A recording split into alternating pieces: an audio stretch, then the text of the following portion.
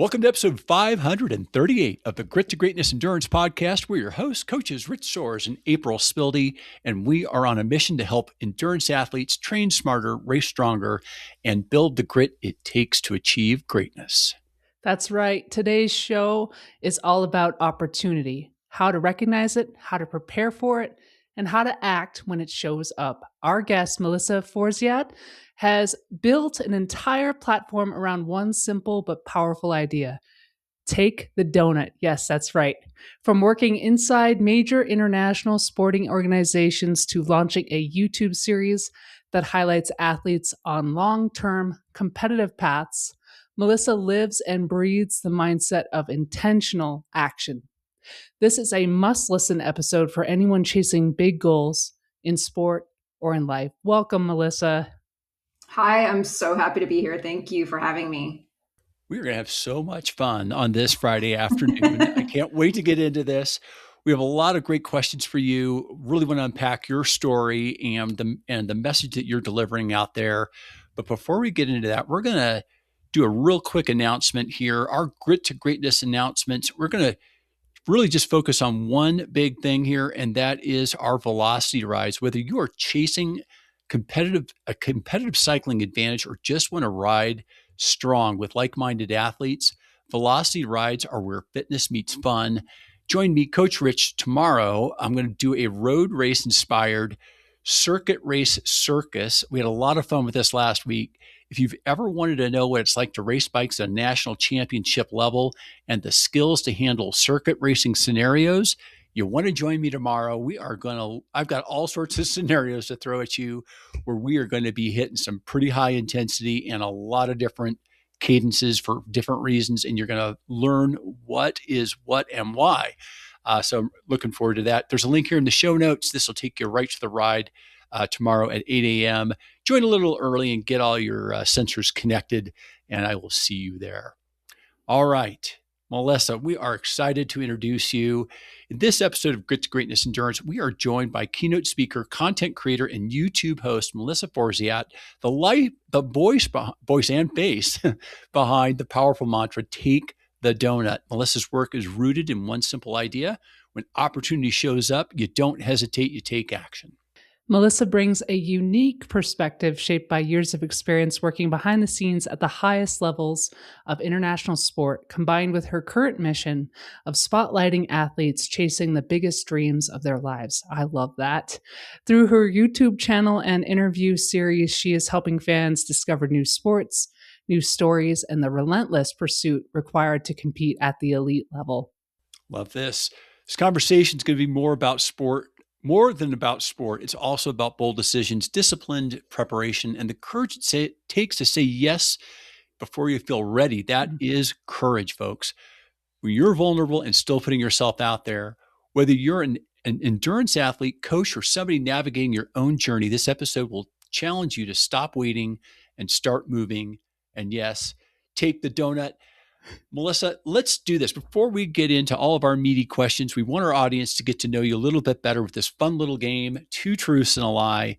We are going to ask you for 3 statements about yourself, 2 of which are true. 1 is a deceitful lie. April and I have our pen, we have our paper, and we are ready when you are.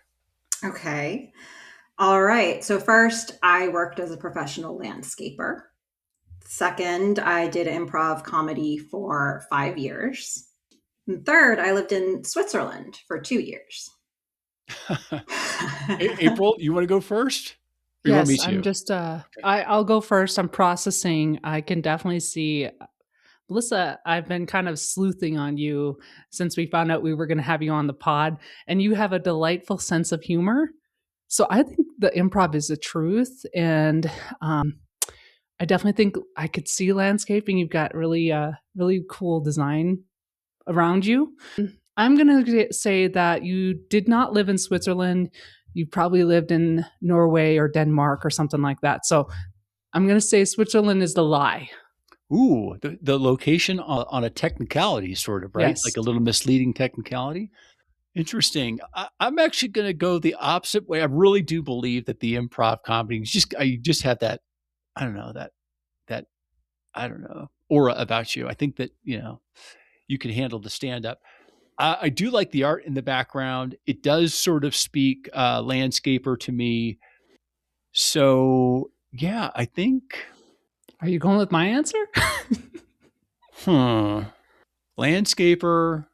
Oh no, I think the lie is the location. I don't think that you lived in Switzerland for 2 years. I think it was. Yeah, I guess it's the same, right? It's the Yeah. same conclusion. Yeah, I guess I talked myself into it. Yeah, you did. No, let's do this. I'm going to go opposite of that. We're going to say that was a truth and that landscaper was a lie. It was something else. Wow. Well, April is correct.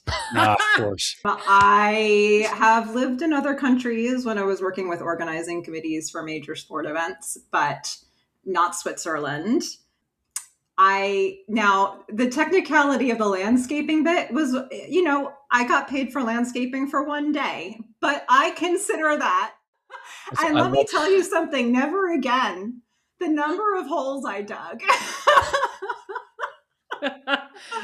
Physically and metaphorically, yes. How can there be more holes to dig?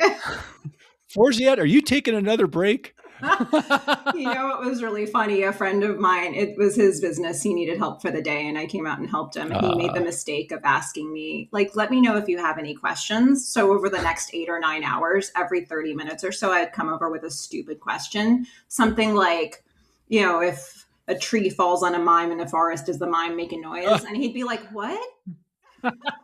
It's what got me through. Oh boy. I love that.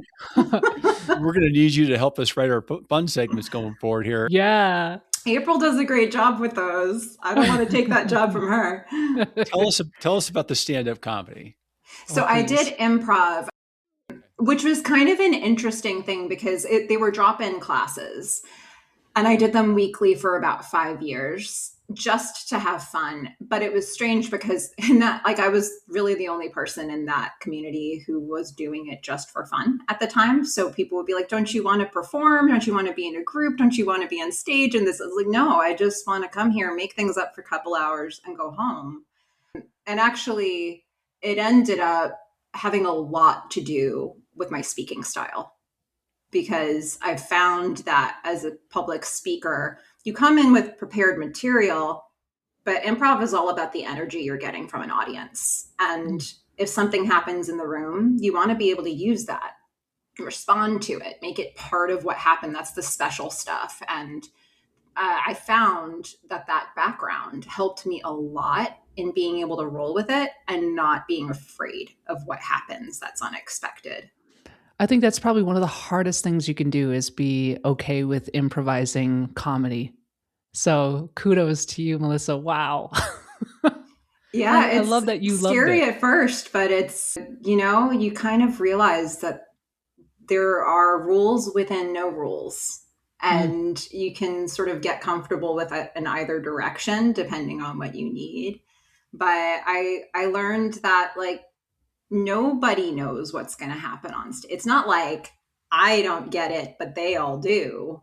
We're all just figuring it out. And this conversation is improv, actually. So everything we do in life is being made up as we go. And I think when you can embrace that, it makes it a little easier. Our best interviews are when we go off script, right? I would say we'll prepare some questions, but what I love is when the conversation just takes off and then we're like, oh, okay, it's time. Time is flown. Yeah. I appreciate you sharing that. And I think this colorful conversation into taking the donut is going to be a lot of fun, Melissa. So I'm curious about this phrase, right? That's not a common thing. What was the genesis for that idea in general and the name specifically?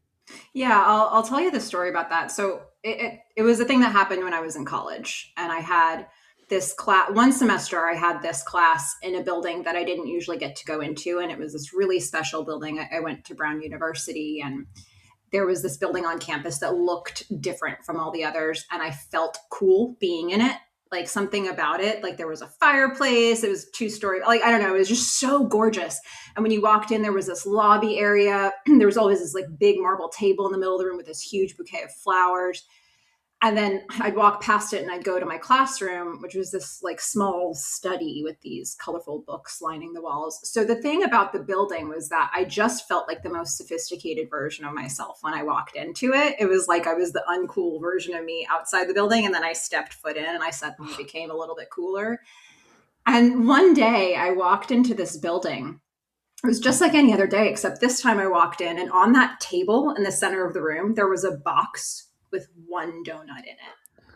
And look, I'm a real overthinker. I think you're going to find that out in a minute here. So I look at this box and it's this jarring feeling of like, wait, that's out of place. That's not a thing I normally see in this room. And it's way lower class than everything else that I'm looking at. And I was like, this can't be, right? So I walked up a little closer and I look inside the box. I was like, yeah, that's a box of donut. And I kind of wanted it, but then I'm sitting there thinking about it. I'm like, well, okay, wait, but whose were these? What were they from? Like, what kind is this even? It's got a filling. I don't know what it is. What happened to this donut? Yes. Like I was going through, you were thinking it too. Like what happened Did to this somebody donut? lick it? Yeah. Yeah. Like it's amazing what can happen in the brain. And then now I've been like, in the amount of time it took to ask all of those questions, more questions came up like, wait, is this an experiment? Yes. Is there somebody watching this? Do they have like videotape. a clipboard? It's an experiment on greed. If I take this donut, I'm greedy. They'll just decide who I am by that one action forever. That's who I am. It was way too much for me, right? So I decided not to take the donut. And not only, I specifically remember this, not only did I decide not to take it, I remember thinking, who would take that donut? Like, who in their right mind would go through all of this and decide to take this random donut in a box on a table? So I've made this decision. I'm really comfortable with it. I walk to the classroom. I'm the first one in. I'm ready to go. I spread my books out. Just needs the people to arrive. The next human I encounter, the next person who comes into the room is a boy from my class eating the donut. I look at this guy. I'm like, what? So I say to him, oh, you took that donut. It's funny because I saw that donut and I thought, who would take that donut? He takes this big bite out of his donut. He looks me right in the eye and he's like, it's funny you thought that because I saw it. I thought, yum, a donut. And I was like, wow, it was that simple for him. And I sat in that room, watched him eat the rest of this donut, and I thought, that is the difference between us today. You know, like I kind of wanted it and I didn't take it, and he did. He went with the impulse. And as stupid a story as it is, as silly a thing as it is, it has played out like that for so many situations in my adulthood. Either, I'm leaving an opportunity on the table or somebody else is, or they're thinking about it. Oh, I shouldn't apply for that job because I don't have this one thing on the job. Like so many situations happen where you think that is interesting, and then fill in the blank of why you're not going to go after it. And by being able to take this silly little story about a donut and using it as sort of my inspiration, now I can say, I don't want that to be another donut I left on the table. So I go around the country, around the world, talking to people about taking the donut and going after what they want. And I think having a weird little story like that gets us a little off center, so that when we're thinking about opportunities, it doesn't feel like it's big stakes. It feels like, no, this is just an opportunity and you take it or you don't. And do you want to be the person who left that donut on the table or the one who came in eating it? So yeah, that's where it comes from. And it's been a fun theme to work with, and it pushes me every day. I find that so fascinating, Melissa, because you when you were in the room with the donut, you played out this whole moral code. And it arrived at this question of who the heck do you think you are taking this, right? Who would do this, right? And then what I loved about it is the other students' answer. Like, I simply wanted it. It looked yummy, and I didn't stop myself with all of this ridiculous storytelling, if you will, about the moral center or what's right. And morality is good. Don't get me wrong. I'm not saying that we do anything that's illegal, immoral, or unethical. But what I'm saying is, like, how many times, just to reiterate you, do we cheat ourselves out of opportunity because we don't think we're the right fit? And I just, that's so powerful. Yeah, the whole who am I to take that opportunity? Who am Mm, I to lead that organization? Who am I to put myself, out there? out there. Mm-hmm. And and you're flipping it around and going, who am I not to? It's time to You know? do it, right? I mean, Yeah, if you're not doing it for yourself, nobody else is going to do it for you, or it's very rare that somebody else is going to advocate for you Right. when you're not willing to do it for yourself. And I think I got lucky that it happened in a silly low stakes way. Yeah. And so like when I got into higher stakes situations in my life, I had more practice with thinking about this and with saying, no, this is just another donut. Mm. it also makes it friendly, right? These little opportunities, that little just language makes this little, do I take advantage Switches. of opportunities? Just makes it nice and friendly and easy to Mm-hmm. digest, so to speak. And Mm-hmm. All pun that's intended. really important. Let's do the puns. It's important to make it friendly because it doesn't sound like a big deal, but then when you translate it into your own life, like whoever's listening to this right now, think about an opportunity you want to go after, and chances are it's a little scarier. Chances Mm-hmm. are it's something that you've been nervous about, or you feel like there's some stakes involved. And so like it actually is something where we need to make it friendlier, we need to make it feel more approachable, because otherwise the what ifs could make us stay up at night. But this is just like, no, if you want the thing, do something about it. And, to try to couch it in this fun language can make it more approachable and a little bit easier. Yeah. You've worked behind the scenes of some major sporting events, and maybe you can even share some of that with our audience. And now you're in front of a camera, in your own YouTube channel, telling athlete stories. Now, you've been on both sides of this. How has it changed the way that you view opportunity, having both been a part of those major sporting events and now telling athlete stories? Oh, there's so many ways to answer that question. I think one thing is just to sort of look back at my career path to this point and say it was all about making and finding the opportunities where I could. There have been maybe there was one time in my life where I took a job that was posted. Every other situation I've been in, a position either was created for me, or I had started the business, or I'm going after clients.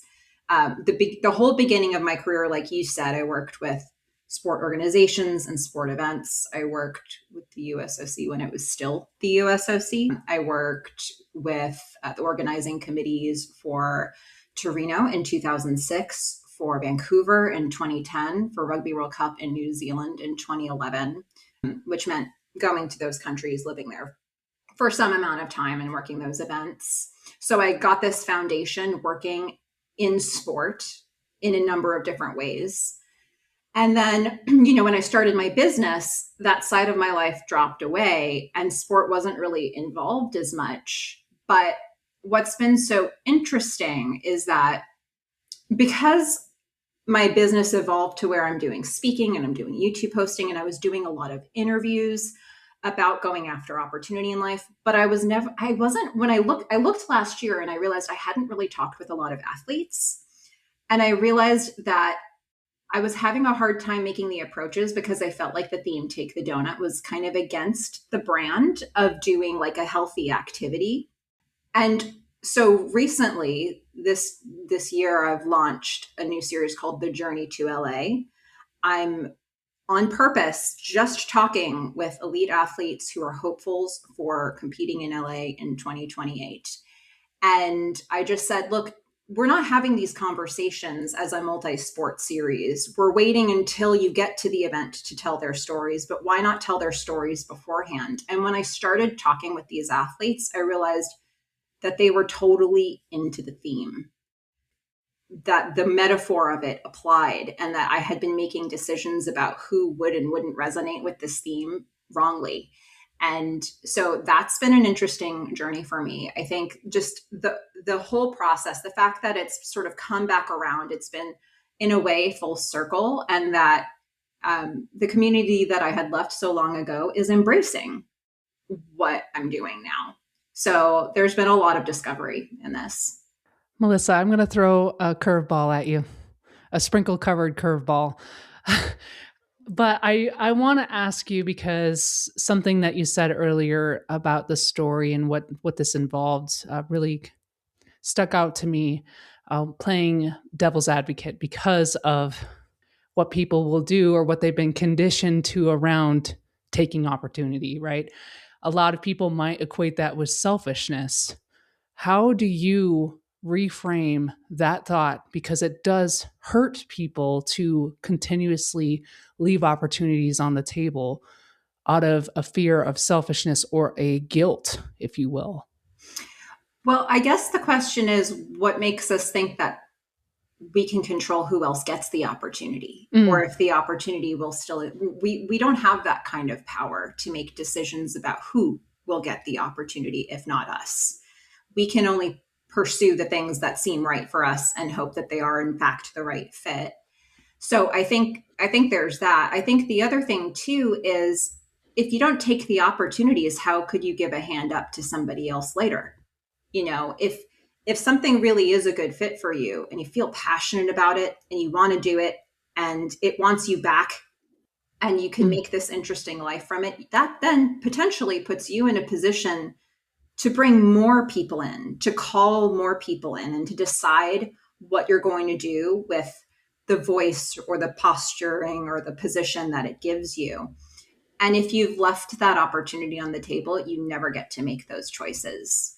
So, and even beyond all that, it sometimes I think we forget about the people watching us. No matter who you are, there's probably somebody who's quietly observing what you're doing.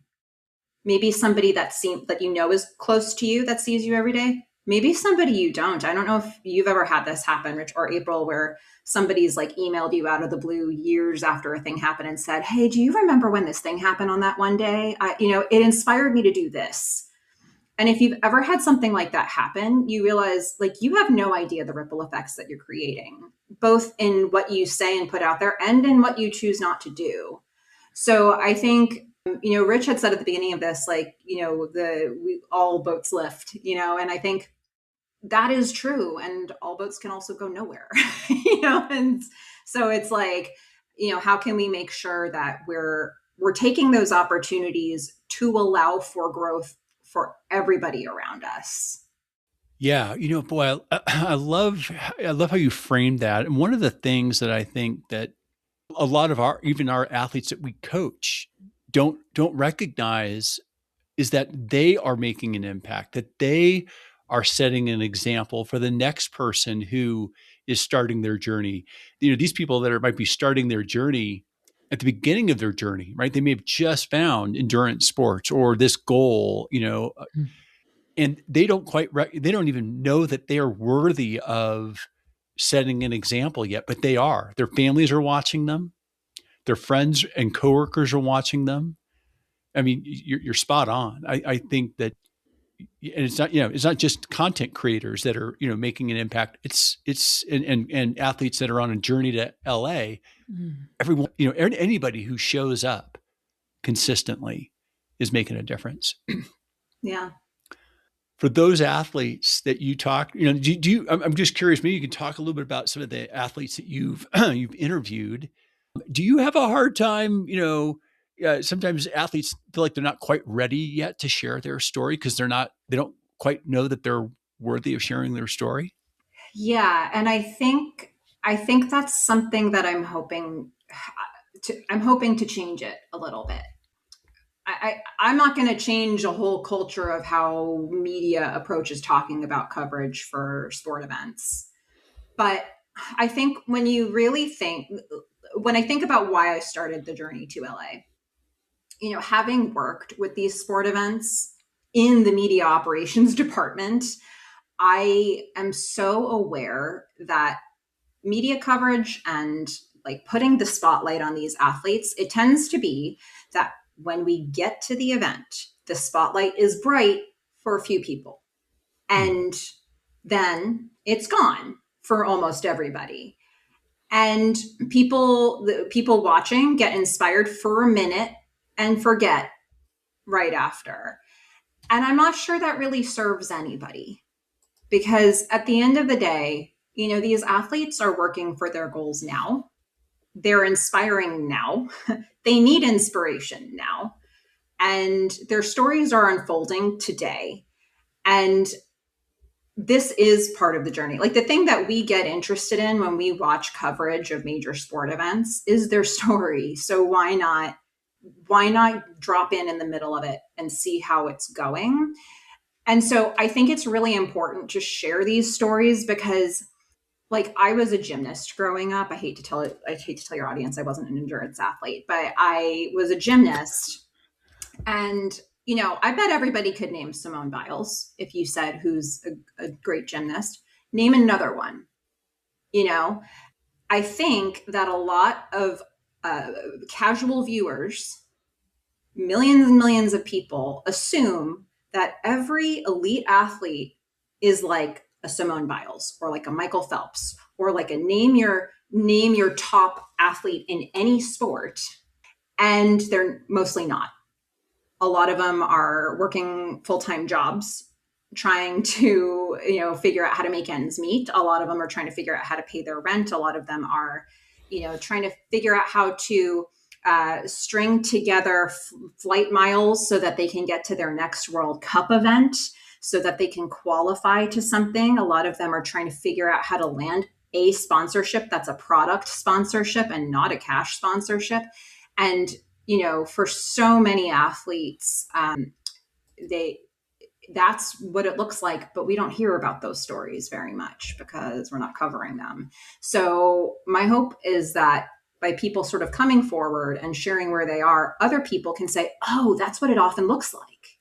Yeah. And they can feel like their journey is valid, that their progress is valid, and they can feel inspired to see somebody else who's where they are or where they can realistically be, and just hear a little bit about what that looks like. I mean, how would you know what it looks like if you've never heard anybody talk about it? But there's probably somebody out there on a similar journey to what you're trying to do, who's a little further down the road and could give you information that could be valuable.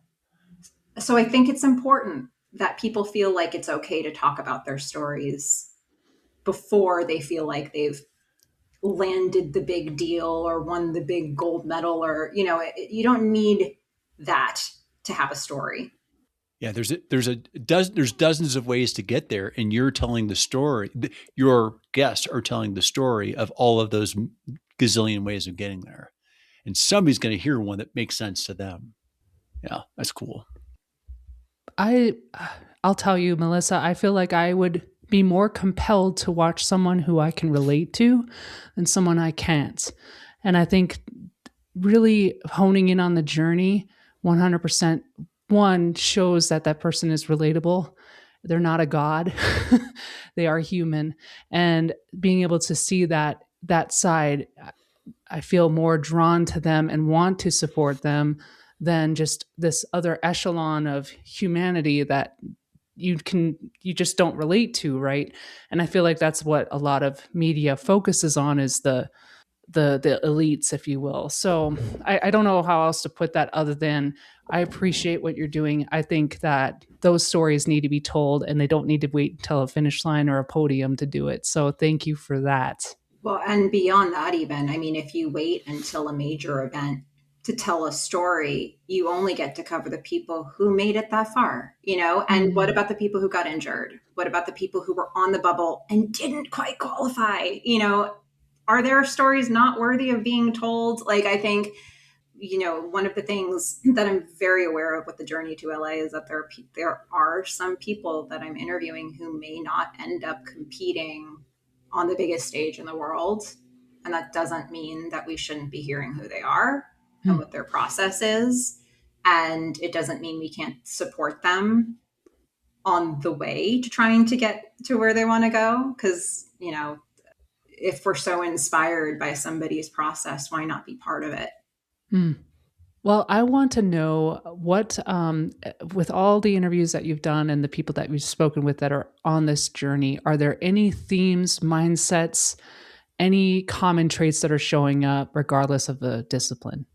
You know what's been coming up a lot? So I the structure of my interviews is I'm asking a standard list of questions to each athlete because I want to know things like what lengths they're going to, what sacrifices they're making, who they want to thank. One of the questions that's coming up in every interview is what advice would you give to young athletes? And a lot of athletes, and this has been a theme for sure, they've talked about the joy and the love of sport and how important it is to have that. And it's really been striking me that, when you think about people who, there's a whole spectrum of how people feel about physical activity. There's people who are elite athletes, there's people who are doing New Year's resolutions, there are people who have weight loss goals and they feel like they should, but they don't really want to, and they're pushing themselves every day. And when you look at this, when you look at how people approach their mindset towards towards exercising, doing physical activity, or doing sports at a higher level, consistently these people who are at the elite level are saying, I do it because I love it. And yes, there are days I don't love, but I do it because I love it. And it's coming through over and over again. And I think that goes to show you that, having a true enthusiasm and passion for what you're doing will often push you to do the things that are hard to do to get where you want to get. Can you get to the highest levels without having a love for it? I'm sure there's people who have, but it's coming up over and over again. So I think, consider what is it you love to do, and maybe that's the thing you drive your passion towards. So, Melissa, you've done dozens of interviews already. What's something that, like, what's one story that really just you didn't see coming? Something that really surprised you. Uh, I don't know if I would say I didn't see it coming, but uh, like the thing that keeps sticking with me, and again, this is not a triathlon or a distance or anything like that story, an endurance athlete story, but it's from wrestling. I was speaking to Peyton Jacobson, who's a Greco-Roman wrestler, and I asked him what advice he'd give to young athletes. And my goodness, the intensity. He was like, looked right into the camera and he was like, I was a really small athlete. I was the smallest kid in any sport I did. And I had a lot of people, including coaches, tell me I couldn't do it. And he said, if you are an athlete like that, don't let anybody, including a coach, tell you you can't do it, because, and he looks like right at the camera, he's like, because you can do it. And he said it so softly and it haunts me. Like I can't even, like, there's something I felt like I'm not even, that's not even exactly my situation. And it just like went right into my soul. So I think you just never know what's a really important message that somebody wants to get out there. But I've definitely also I've spoken with some para triathletes who have been just fascinating in their stories of like how they got started and all the moving parts in their lives that support them in the process. So there's a lot with this. But that's one example that stuck with me. Awesome. That's great. And we do have a couple of athletes that we would love for you to talk to. Mike Murphy, in particular, he is a blind athlete who is pursuing a path to LA 2028 as either a cyclist or a triathlete. So, and he is an amazing athlete. So I'm really hoping he gets there. But Mike, your invitation has officially been extended. yeah, Take the exactly. Doughnut. I'll talk to you soon. Melissa, I have one more question for you. How has hosting this series changed you, either in how you view success or how you define winning? Okay, how I view success or how I define winning. I'm going to take that answer in maybe a slightly different direction. I'm going to bring you right into my mindset right now. When I launched this, so we are, not quite 2.5 years out from the start of LA. And when I started it, it was just under 2.5 years. And I sat with it and I thought, you know what? If I said I was going to do an interview a week, I could probably do that. Like based on the interest I had already had pre-launch, the number of interviews I had already done, I was like, yeah, I could do that pretty easily. Could I do 2 a week? And that seemed very, very unlikely. I mean, when you actually look at the number of people on the team in Paris, it was like all up like 800 something. So if you're looking to do 200, 250 interviews, that's a fairly healthy percentage. Yeah. And I just thought, you know what? I'm going to start big. I said, I'm going to launch the first 2 weeks. I dropped 3 interviews the first week, 3 interviews the second week, and then I'll pare back. And I was making decisions about could I do 1 or 2 a week after that. And I just said, whatever, I'm going to try 2 a week. I don't know how sustainable it'll be and how long term I can do that, but I wanted to create that much opportunity for people to tell their stories. And I think that, I guess the answer to your question, April, like what am I learning is just like maybe sometimes you have to try to do something bigger than you thought. And I guess we'll see. Talk to me again in 2 years where Oh I'm my at with gosh, I this. love it. But my hope is that by that point, a lot of stories have been told and a lot of people are thinking about these athletes well before they end up on TV. And maybe it allows for more opportunities for those athletes and maybe it causes more inspiration. And if I'm playing smaller, maybe it doesn't have that kind of impact. Mm. And the side thing that's been interesting is that because I'm dropping these interviews in pairs and I'm able to link them to each other, I can see somebody shows up on an interview about fencing and they find a sailor before they've left. And it's like, I didn't know I was going to learn about a triathlete today when I came in looking to watch an interview about flag football. And I think I can see it happening. And I don't know, I'm just kind of building the plane as I fly and hoping that, will this be the lesson I've learned if you talk to me in 2 years? Hopefully, I like just try to go bigger than you think and see if people want to support that process. And we'll see. Brilliant. Brilliant. There are a lot of people listening to this that are endurance athletes, but there are, people that are probably listening to this that are, adjacent to that in some way. And, most people listening to this have got, what they would consider some kind of a big goal, whether that's just, you know, losing a few pounds or it's, qualifying for a world championship. What, what's one donut? Like if somebody's hesitating somewhere on their journey, what's one donut they should stop hesitating on this season that would really kind of change their future self? I think that's a really individualized question. And I bet everybody listening to this already knows their answer.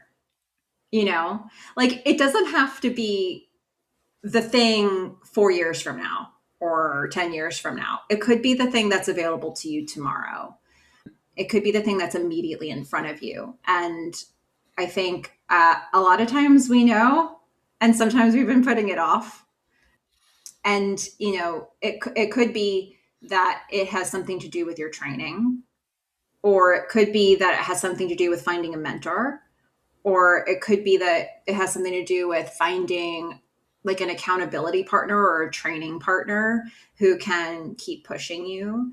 I think a lot of it has to do with where are you in your specific journey right now and what is that very next step? Because you can't be 10 steps away tomorrow. That's not how it works. You have to take the next step and every step is an opportunity. So I think hopefully everybody listening to this can take a second to answer that question for themselves before they finish this podcast. And this is your sign. Like, move forward. We're all saying it. Well, that is going to be our challenge to our athletes, I think, as we roll this out and promote this over the weekend. So I love that wisdom. Can I ask just one teensy tiny little follow-up question? Genuinely curious. Rich, what is your donut Melissa, what is your donut? What is it currently right now? And I'll share mine too. Who do you want to Melissa, go guess first?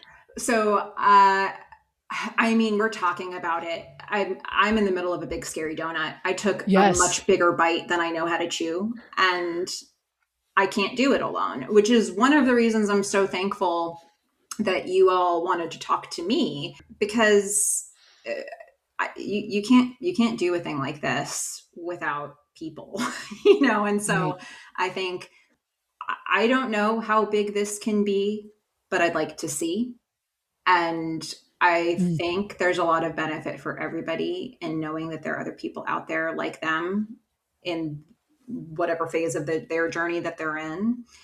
And so for me, the journey to LA is the donut. It's a little amorphous right now, and maybe it's a box of munchkins. I'm not sure, but it's growing. Oh, so good. And I think part of that is the mindset of like, I'm gonna let it grow without making decisions right now about exactly what it needs to look like. That's great. I love that. Well, I know I grabbed a donut about 538 episodes ago, 537 episodes ago when we started this podcast, but most currently, I would have to say it's actually working with para athletes. I got a para coaching certification a couple of years ago, and just in this opportunity, coaching Mike came up on me, and then his pilot got injured, and now all of a sudden, I'm not only his coach, I'm also his pilot. And now I've been immersed into this new world that is absolutely calling me to serve and help athletes who, adaptive athletes.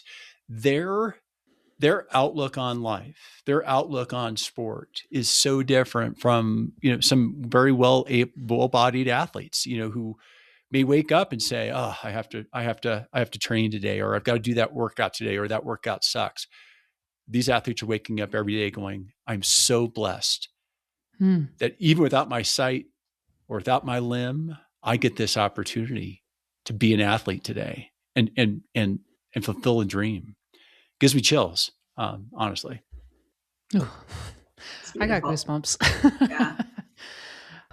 Well, my donut it has evolved quite a bit, and Rich has been on this journey with me for about 2 years, walking through some major life decisions. One of them, chiefly, being promoted to Chief Master Sergeant in the Air Force, and it's been an 18-year journey to this point, and it was very hairy, scary as to what that meant. So my next step, if you will, my next opportunity is finding where my impact is going to be in this next rank, in this next position, and all the things that entails, and how can I make a positive impact there. So that's been it's been over my head, if you will, for a few long months and years.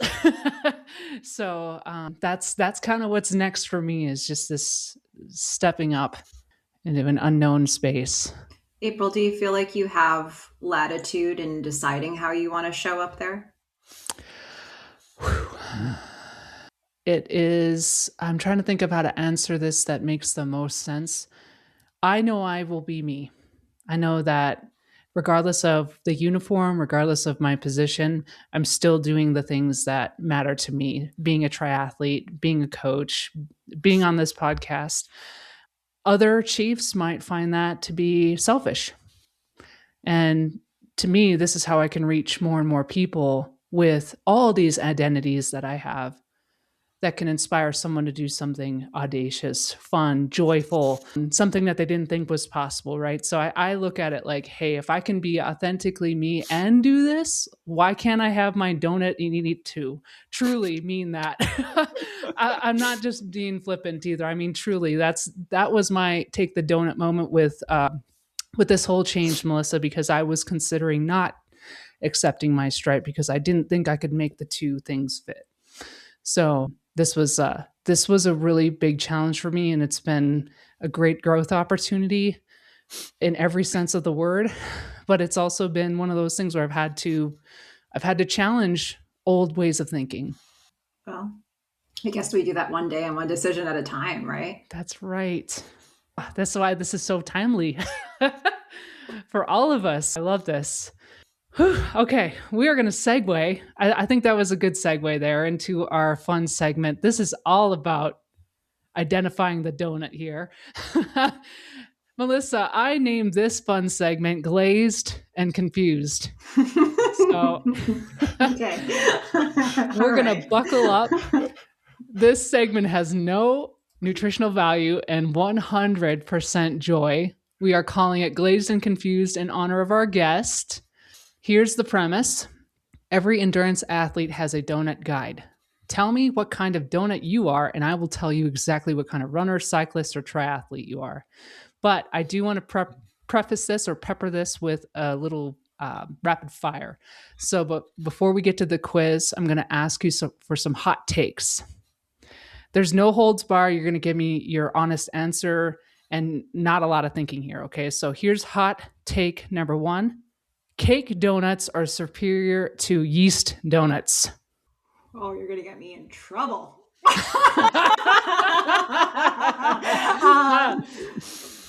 I think so. I mean, there are a lot of yeast donuts I like, but when I have a cake donut, I like foods that are so dense they sink directly to the bottom of your stomach. Because some weight. Good quality. Yes. So, cake donuts just have that heft to them. It's hard to disagree. You're a woman after my own heart, Melissa. I feel the same way, especially when you can cut it with some coffee. That is like... Dunk. Yeah. When people describe desserts as lighter than air, I'm like, probably not for me. Like, I'll pass the mousse and I'll take the cake donut. Okay. All right. Hot take number 2. Maple bars are the ultimate long run fuel. That's probably true. I feel like there's got to be like maple syrup. Look, I don't know the facts behind this whatsoever, so I'm just making this up as I go. But it's a hot take, right? I think. Yep. Like maple syrup has to be one of like the most high calorie things, right? Like it's just straight up. Like if you were trying to replenish and you like just drank maple syrup, that's a choice, right? So if we're talking about a donut that's like really going to get you going, that feels like a good call. The maple bar. Yeah. I like the logic. Rich, what do you think? Oh, 100%. Maple bars, maple syrup. I mean, I just do shots of that. Yeah. Let's go. Oh my gosh. His name is totally evading me right now. Dang it. No Limits. Lionel, goodness gracious. Lionel Sanders used to do shots of maple syrup. Makes sense. He's Canadian. Yeah. Sure, why not? If it's available, that's what you go for. It's olive oil or maple syrup, Oh my God, no. Oh, that's rough. Number 3, powdered sugar donuts should be banned on group rides. That feels right. Can I tell you, I have my original interview series is the Take the Donut interview series. So before I started the Journey to LA, I've been interviewing people weekly for years where I invite all kinds of people on and I ask them questions about going after opportunity in life. And all of the questions are metaphorically based in the Take the Donut theme, except the first one where I ask what their favorite donut is. And for the first time ever, I had somebody say a powdered donut. And it was like, you monster. He was like, I want people to know I made this choice. Like, I want evidence left behind. Oh my I'm not gosh. gonna be ashamed of it. I was like, wow. So I think if there are other people involved, you're going to be messy. You brought powdered donuts into the situation. And like, that's a lot. That's a lot for anybody. It's a choice for sure. April, I think I have a new utility for powdered sugar donuts. When we teach the transition part of our camp and we're teaching like, where do you turn in your transition? How do you mark that turn? You're just going to drop a donut the morning of the race on accident. And there's your little Your powder mark on the cloud. ground. That's perfect. I love this. Genius. Take the donut to transition training. But leave that specific one behind because it's on the floor Yes. and it kind of glues it up. Yeah. But every other one in the box, take it. Yes. Oh, okay. All right. Now we're warmed up. We're going to get into this glaze here. I'm going to name a donut and you tell me what kind of endurance athlete it is. I've got 5 different athletes. So as we go through, you get to pick between a marathoner, a triathlete, an ultra runner, gravel cyclist, or high rocks. First donut, the plain glazed. That is one of the most popular answers when I ask the question what people's favorite donut is.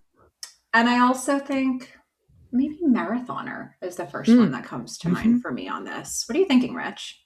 I kind of agree with that. I was like, triathletes got too much going on. Ultra runners are going too far. Gravel cyclists, you need some crunch. Grit. Yeah. Yeah. And high rocks, man, I don't know. That's like, spring smidge for lunatics. I don't know. Oh my gosh. I agree. This says all marathoner to me.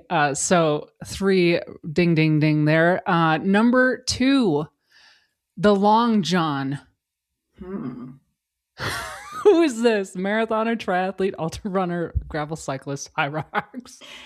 So I have never had a long john, and I've never heard anybody say that a long john is their favorite donut.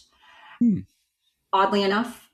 So I'm going to go with high rocks because that's the one I'm least familiar with on the list. Okay. And it just to like show my math of how I got there.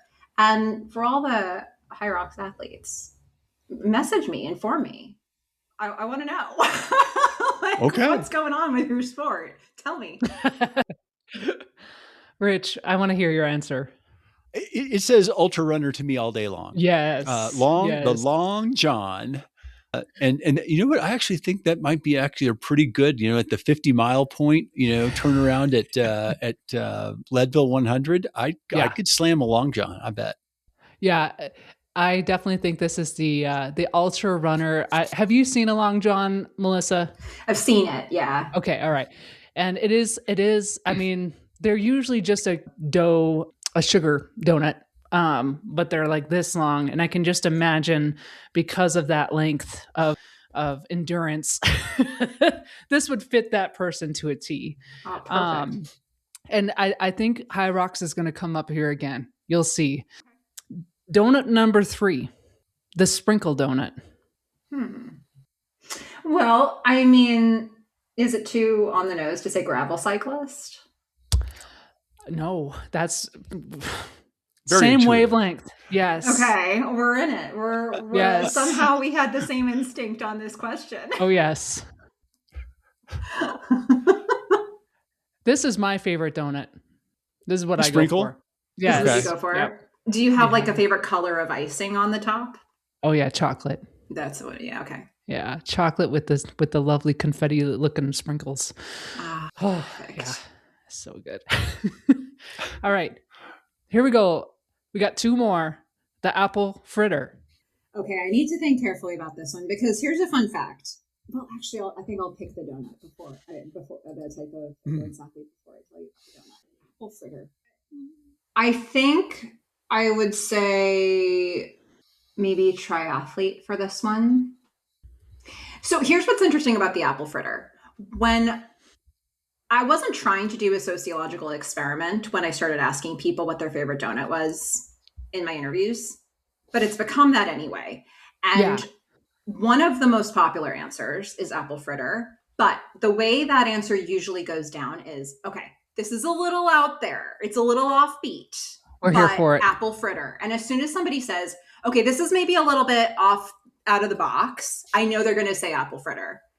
It's the answer that's most commonly felt to be uncommon. And I think it's so interesting because like I've had a lot of opportunity to talk with triathletes through the journey to LA, and it feels like there are a lot of them to talk to.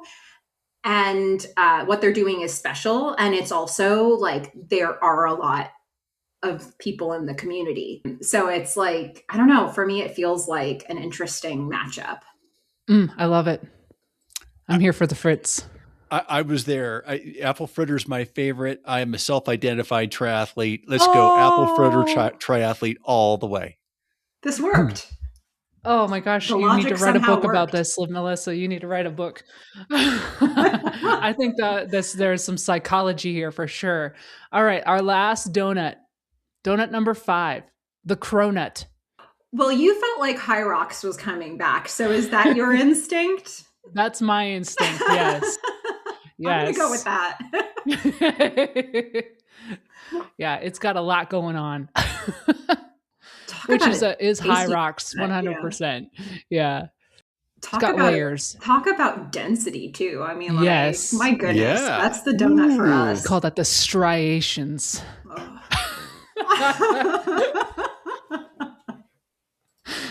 I challenge anybody listening to this to not be hungry right now. Yeah. Right? Oh my gosh, we should have got some damn donuts for this interview. That was Whoa. such a missed opportunity. Oh, man. Wait till you see the thumbnail art, I that we're can't going to wait. push out, right? Yeah. Gasp. I can't wait. Melissa, I would be remiss. I'm sure you've been asked this before, but what is your favorite donut? So there are 2 different donuts, but they're the same donut. It's just different times of my life, what was available to me. Basically as much chocolate as you can get. And when I was younger, I have this memory from when I was younger of eating chocolate cream filled donuts with my dad. And the chocolate cream filled from Dunkin', and it was Dunkin' Donuts at the time. Like, there's just a special place in my heart for chocolate cream filled. And now that I'm older, where I live near a place called Moon Donut in Torrance, California. And they have this, like, it's a yeast donut, not a cake donut, but it has like a chocolate glaze on the top, filled with chocolate frosting, including in the center, and then piled high over the top. And then there's like a little Hershey's rectangle at the top, like, because they just thought we need just a little bit more. So that's me. I don't know what it says. That's in a nutshell right there. Yeah.